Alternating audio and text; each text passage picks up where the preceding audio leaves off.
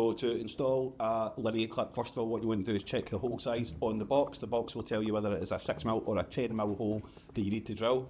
You want to mark up your hole position and drill your hole to the required depth. Again, it's also noted on the packaging. Once you've drilled the hole to the required depth, you take the clip, you slide it over the cable, making sure it clicks into place, compress the legs together and insert them into the hole by hand only. Then you're going to drive the clip further into the hole to its final position using a soft hammer, a non-metallic hammer.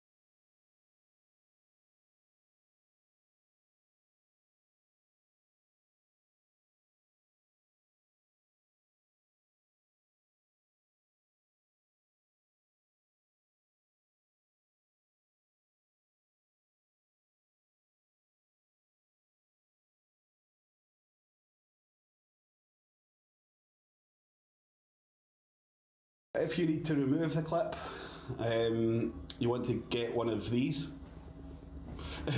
which is a denailing tool, usually used by joiners, denailing pliers. You can get those round about the head of the clip, compress them together, and it will squeeze the legs back together and allow you to remove the clip easily.